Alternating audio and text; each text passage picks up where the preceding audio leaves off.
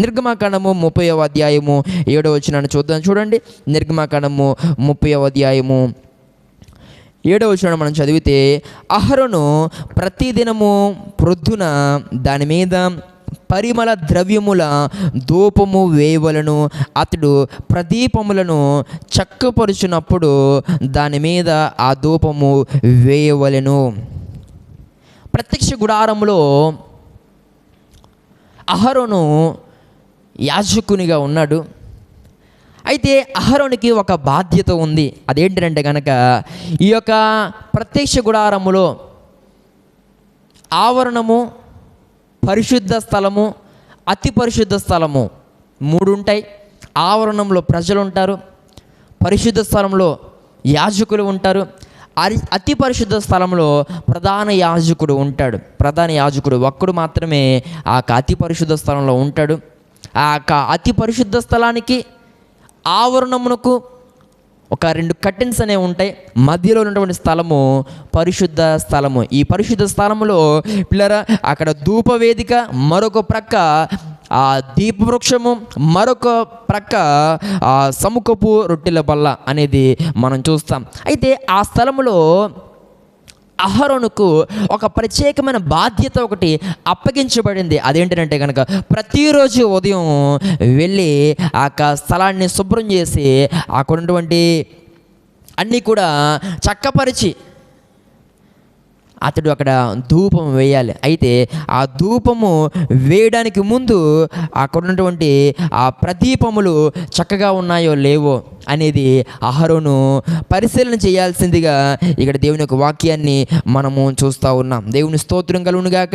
అహరోను ప్రదీపములను చక్కపరిచినప్పుడు దాని మీద ఆ ధూపము వేయవలను. అంటే ధూపం వేయడానికి ముందు అహరోను ఆ ప్రదీపములు ఎలా ఉన్నాయో సరిచూడాల్సినటువంటి అవసరం ఉంది. దాంట్లో నూనె ఉందా లేదా, ఒత్తులు సరిగా ఉన్నాయా లేదా, అక్కడ ఉన్నటువంటి దీపములు ఎలా ఉన్నాయి, అవి వెలిగిస్తే సరిగా వెలుగుతాయో లేదో, ఇలా అన్ని విధాలుగా అహరోను అక్కడ ధూపం వేయడానికి ముందు అక్కడ ఉన్నటువంటి ప్రదీపములను చక్కపరచాలి అనేటువంటి ఆ విధానాన్ని మనం చూస్తూ ఉన్నాం. ఈయన మాట్లాడిన ప్రియ సహోదరి సహోదరుడా, నిజమే, మన ఆత్మీయ జీవితాల్లో కూడా మనం వెలుగుతున్నామో లేదో అనేది కూడా ఒకసారి మనము చూసుకోవాల్సిన అవసరం ఎంతైనా ఉంది. ఈయన మాట్లాడిన ప్రియ సహోదరి సహోదరుడా, నిజమైన వెలుగు ఒకటి ఉంది. అది లోకానికి వచ్చింది, ప్రతి ఒక్కరిని వెలిగించింది. అయితే వెలిగించబడినటువంటి మనము నేటి దినాన ఆయన కొరకు వెలుగుతున్నామా లేక ఆరిపోయామా అనేది ఒకసారి పరిశీలన చేసుకుందాం. ప్రారంభంలో నీ ఉద్యమం అనేది దేవునికి మహిమకరంగా, దేవునికి సంతోషకరంగా ఉండేది. కానీ నిర్జీవమైన స్థితిలో ఈరోజు నీ ఉండడం అనేది ఎంత బాధాకరమైన పరిస్థితి. ప్రారంభ దినాల్లో అద్భుతమైన ప్రార్థన చేయగలిగేటువంటి పరిస్థితి మనలో ఉండేది. కానీ ఇప్పుడు ప్రార్థన చేయమంటే ఏం చేయాలో నీ యొక్క హృదయానికి తట్టనటువంటి పరిస్థితులు వస్తున్నాయి కదా. ప్రార్థనిస్తే చేయగలనో లేదో ఒక రకమైనటువంటి డౌటు, లేక ఒక సందర్భాన్ని బట్టి ప్రార్థన చేయమంటే ఆ సందర్భాన్ని బట్టి ప్రార్థన చేయలేనటువంటి పరిస్థితులు. కొంతమంది ప్రార్థన చేయమంటే ఎలా చేస్తారంటే ఇంక స్తుతులు స్తోత్రాలతోనే టైంపాస్ చేస్తారు. ఇలా మాట్లాడుతున్న ప్రియ సహోదరి సహోదరుడు, ప్రార్థనలా చేయాలి అంటే స్తుతులు స్తోత్రాలు చేయకూడదు, మాటలు వాడకూడదు అనేది నా ఉద్దేశం కాదు. కానీ ఇక ప్రార్థన అంతా స్తుతిస్తూ కూర్చుంటే దేవుణ్ణి ఏం అడుగుతావు? దేవుణ్ణి ఏ మాటల చేత క్షమించమని అడుగుతావు? దేవుణ్ణి ఏమి దయచేయమని అడుగుతావు? ప్రార్థన అంటే అదొక్కటేనా? ఇంకా చేయాల్సింది ఉంది కదా. 2 దినాల్లో పిల్లలు చాలామంది ప్రార్థన చేయమంటే ఇలా అద్భుతంగా ఒకానొక దినము ప్రార్థించగలిగేటువంటి వారు 2 దినాన ప్రార్థనిస్తే ప్రార్థన చేయలేనటువంటి పరిస్థితిలో ఉన్నారు. అంటే నీ ప్రార్థన జీవితం ఏమైపోయింది? ఆరిపోయింది.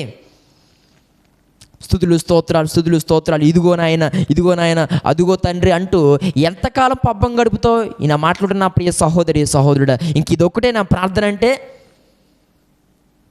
ఈయన మాట్లాడుతున్న ప్రియ సహోదరి సహోదరుడా, అలాంటి అలవాటు కలిగిన వారు దయచేసి నన్ను మరొక విధంగా మీరు అనుకోవద్దని దేవునికి సేవకంగా తెలియజేస్తూ ఉన్నాను.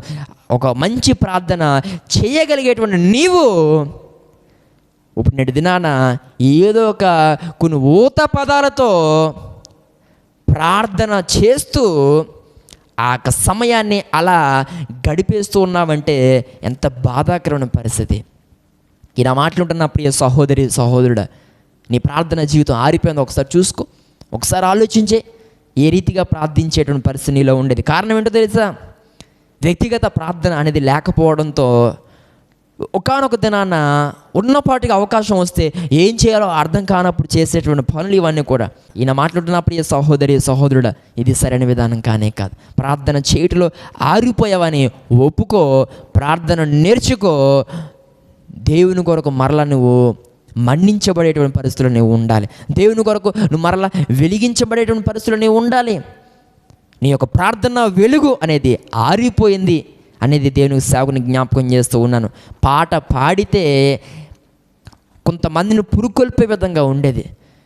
నీవు పాట పాడితే అక్కడ ఒక రకమైన ఉద్యమం అనేది రగిలేది. కానీ ఇప్పుడు నీ పాట ఎలా ఉంది అని అంటే హాస్యాస్పదంగా లేక అర్థవంతంగా లేకుండా పాడేటువంటి పరిస్థితులు నేటి దినాల్లో కనబడుతూ ఉన్నాయి. ఈయన మాట్లాడుతున్న ప్రియ సహోదరి సహోదరుడు, మనం ఏది చేసినను దేవుని నామము మహిమపరచబడ్డానికి మనం చేయాలి. ఈ రోజులో చాలామంది పాటలు మనుషుల కోసం పాడుతున్నారు. ఏమండి, సంఘములో ఎవరు లేనప్పుడు మొదటి పాటిస్తే కొంతమందికి చాలా బాధేస్తూ ఉంటుంది. ఏమంటే ఎక్కడైనా ప్రారంభ సమయంలో పాటలు పాడడానికి మరికొంతమంది ఇష్టపడరు. ఎందుకంటే అప్పుడు జనాలు ఎవరు రారు కనుక ఆ టైంలో పాడేస్తే ఎలా, నేను ఆ టైంలో పాడేస్తే నా పాట ఎవరు వింటారు అంటే నువ్వు మనుషుల కోసం పాడుతున్నావా, దేవుని కోసం పాడుతున్నావా?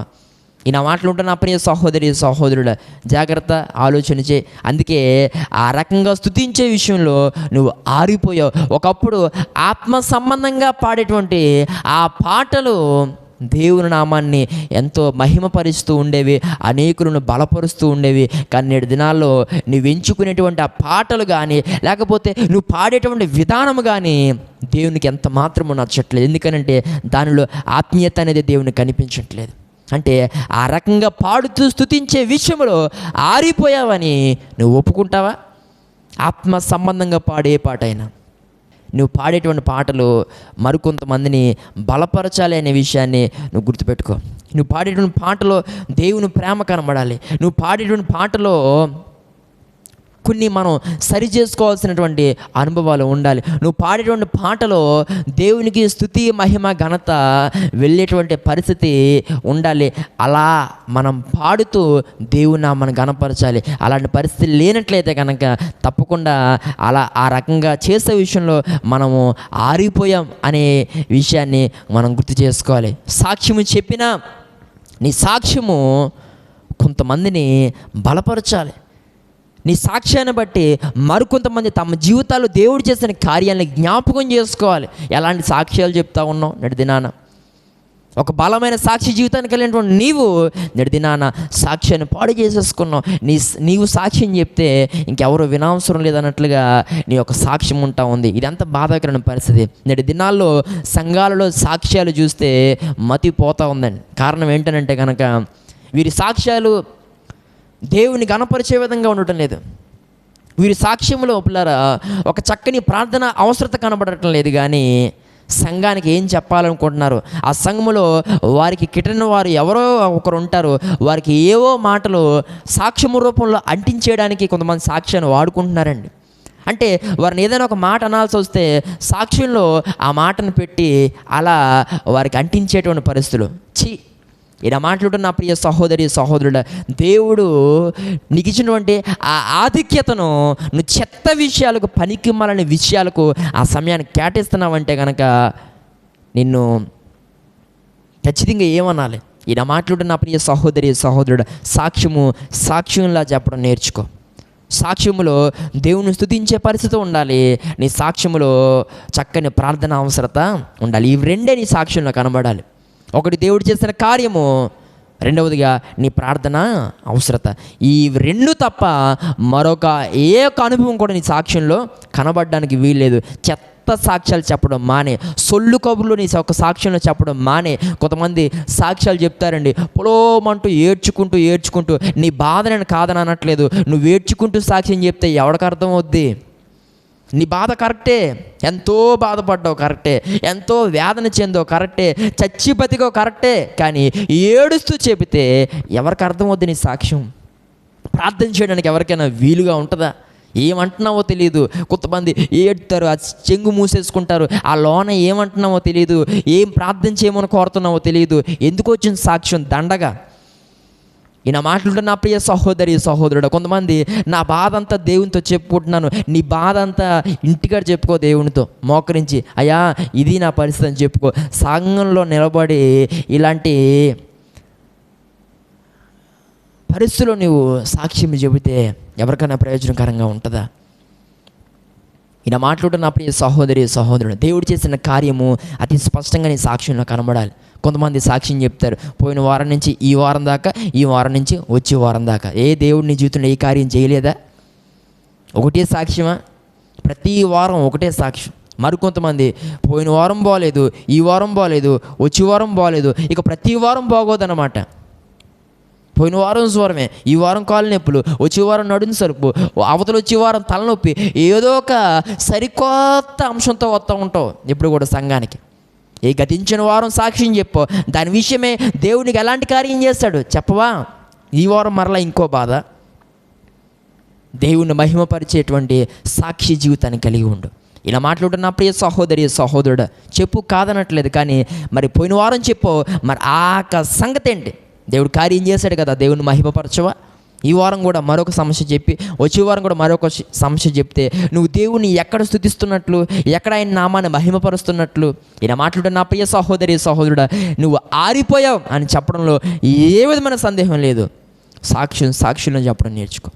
ఆరాధన, ఇలా మాట్లాడుతున్న నా ప్రియ సహోదరి సహోదరుడు, ఆరాధన అనగా దేవుని యొక్క వాక్యం కొరకు మనల్ని మనం సిద్ధపరుచుకునేది కదా. కొంతమంది ఆరాధనలో కళ్ళు తెరిచి చూస్తూ ఉంటారు. నీకేం పని ఆరాధనలో కళ్ళు తెరిచి చూడడం? ఎవరేం చేస్తున్నారో నీకు ఏంటి, దేనికి కావాలి నీకు? ఆరాధన సమయం అనేది నువ్వు సద్వినియోగం చేసుకోగలుగుతా ఉన్నావు? సంపూర్ణంగా నేను ప్రభువును కనపరుచుకొని, అయ్యా ఈ ఆరాధనలో నన్ను బలపరచు తండ్రి, నా హృదయాన్ని సిద్ధపరచు ప్రభువా, నీ మాటల కొరకే నన్ను ఆయత్తుపరచు తండ్రి, నన్ను సిద్ధపరచు ప్రభువా, నాలో ప్రతి విధమైన పాపాన్ని తీసివేయండి తండ్రి, నా హృదయాన్ని ప్రభు ఖాళీ చేయండి ప్రభు, నీ మాటలతో నింపబడాలనుకుంటున్నాను, నన్ను ఆ రీతిగా సిద్ధపరచు తండ్రి అనే ప్రార్థన ఏదైనా ఉందా? మొగమా? కొన్ని సందర్భాల్లో నోరు బిగబెట్టుకుని ఏడుస్తావు దేవుని సన్నిధిలో.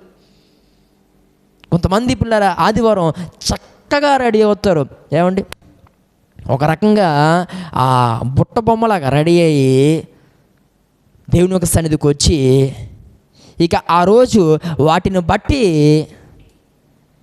ఎలా ఉంటారు అని అంటే ఇక ఏది సరిగా చేయలేరన్నమాట. ఎందుకంటే గట్టిగా చప్పలు కొట్టినా, లేకపోతే కొంచెం అలా ఇలాగ అయిపోయిన వస్త్రాలు నలిగిపోతాయి, అందం పాడైపోద్ది, వేసుకున్నవన్నీ కూడా తెగిపోతాయేమో. ఆ చైన్లు కానీ లేకపోతే అవి కానీ అన్ని వేసుకుని రామని ఎవడు చెప్పాడు? అంత చక్కగా రెడీ అయ్యి రావమని ఎవడు చెప్పాడు? ఆ రోజు ఏమన్నా ఒక ప్రత్యేకమైన దినమా? పుట్టినరోజు అంటే రెడీ అయ్యావంటే దానికి ఒక అర్థం ఉంది, ఏదో ఒక సందర్భాన్ని బట్టి రెడీ అయ్యేవంటే దానికి ఒక అర్థం ఉంది. కానీ ప్రతి వారం ఆ రీతిగా, అంటే నీ యొక్క ధ్యాస, నీ యొక్క ఆలోచనలన్నీ కూడా దాని మీద ఉన్నప్పుడు నువ్వు ఆరాధనలో కానీ భక్తిలో కానీ నువ్వు ఎలా సరిగా నువ్వు చేయగలుగుతావు? ఈయన మాట్లాడుతున్న ప్రియ సహోదరి సహోదరుడా, అంతగా మనల్ని మనం రెడీ చేసుకొని రావడం, దేవుని సన్నిధిలో ఏది సరిగా చేయలేకపోవడం. ఈయన మాట్లాడుతున్న ప్రియ సహోదరి సహోదరుడా, కొంతమంది ఉంటారండి, వారు కదలలేకపోవడం గల కారణం అదే. ఎందుకు గట్టిగా చప్పలు కొట్టరు అని అంటే, ఎందుకు గట్టిగా పాడరు అని అంటే, ఇలాంటి అనుభవాల్లో ఉండడాన్ని బట్టి వారు ఆ పనులు సరిగా చేయలేరు. ఈయన మాట్లాడుతున్న ప్రియ సహోదరి సహోదరుడు, దేవుని యొక్క సన్నిధికి ఎలా రావాలో అలాగే రావాలి. అంటే చక్కని వస్త్రాలు ధరించి రాకూడదనేది నా ఉద్దేశం కాదు. ఏమంటే ఇలా అంటే మరికొంతమంది టవల్ కట్టుకొని వచ్చేస్తూ ఉంటారు పురుషులు, మరికొంతమంది నిక్కర్లతో వచ్చేస్తూ ఉంటారు, మరికొంతమంది ఎలా పడితే అలా ఫంక్షన్స్కేమో చక్కని విధానాల్లో రెడీ అవుతారు. కానీ దేవుని సన్నిధికి వస్తే మాసిపోయిన బనీలు, ఏమంటే మాసిపోయిన ఆ నిక్కర్లు, మాసిపోయిన ప్యాంట్లు, కొంతమంది పురుషులైతే యవనస్తులైతే ట్రాకులతో వచ్చేస్తూ ఉంటారు.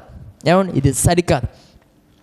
మరికొంతమంది ఈ స్త్రీలైతే ఆదివారం వస్తే ఆ నలిగిపోయిన కాటన్ చీరలు లేకపోతే అలాంటివి ఏవో తీసి ఇక ఆ రోజు వాళ్ళని చూస్తే వీరు చాలా దీనత్వం కలిగిన వారేమో, లేకపోతే వీళ్ళు చాలా ఆత్మీయులు అన్నట్టుగా కనబడతారు. ఫంక్షన్స్, పెళ్ళిళ్ళు అయితే మొత్తం దిగబోసుకుని కనబడతారు. ఈయన మాట్లాడుతున్నప్పుడు ఈ సహోదరి సహోదరుడు ఒక చక్కని విధానంతో మనం దేవుని యొక్క సన్నిధికి మనం రాగలిగితే అన్నీ కూడా మనం సరిగా చేయగలుగుతాం. దేవుని స్తోత్రం కలుగునుగాక. ఈయన మాట్లాడుతున్నప్పుడు ఈ సహోదరి సహోదరుడు కాబట్టి దేవుని యొక్క సన్నిధికి ఒక చక్కని విధానంలో చక్కగా మనము సిద్ధపడి చక్కగా మనం రెడీ అయ్యి రాగలిగితే అది దేవునికి మహిమ. దేవునికి మహిమ కలుగునుగాక. ఈయన మాట్లాడుతున్న ప్రియ సహోదరి సహోదరుడు, నువ్వు దేనికి నువ్వు ఎలాంటి ప్రాధాన్యత ఇస్తున్నావు అనేది నేను నువ్వు ఆలోచన చేయాల్సిందిగా ప్రభువు పేరట మనవి చేస్తాను. ఆరాధనలో నోరు తెరిచి పాడాలి స్వరంతో. ఏమంటే యెషయా మనం చూస్తాం, మీ కంఠ స్వరము పరమునకు వినబడినట్లుగా అనేటువంటి మాట. దేవుని యొక్క సన్నిధిలో స్వరం ఎత్తాలి, పాడాలి. దేవునికి నోరిచ్చింది అందుకే కదా. ఆ రీతిగా స్తుతించడానికి నువ్వు సిద్ధంగా ఉన్నావా? ఈయన మాట్లాడుతున్న ప్రియ సహోదరి సహోదరుడా, ఆ రీతిగా మనం చేయాలి. ఈరోజు దేవుడు మనందరితో సూటిగా, స్పష్టంగా, తేటగా దేవుడు మాట్లాడుతూ ఉన్నాడు. కాబట్టి మనము మరొక్కసారి వెలిగించబడదాం. గతించిన సంవత్సరములో ఆరిపోయినటువంటి అనుభవం కలిగి జీవించావేమో, ఆరిపోయావో లేదో కూడా కానుకోలేనటువంటి స్థితిలో నువ్వు బ్రతుకుతూ వచ్చావేమో. ఈ యొక్క సంవత్సరంలో నువ్వు అలా జీవించడానికి ఎంత మాత్రం వీలు లేదు. దేవుడు నిన్ను ప్రత్యేకంగా ఆయన అడుగుతున్నది ఏంటనంటే కనుక, నువ్వు ఈ యొక్క సంవత్సరములో నా కొరకు నువ్వు వెలిగించబడాలి, నువ్వు వెలగాలి అని దేవుడు మాట్లాడుతున్నాడు. నువ్వు ఆరిపోయిన స్థితిలో ఉండకూడదని దేవుడు మాట్లాడుతున్నాడు.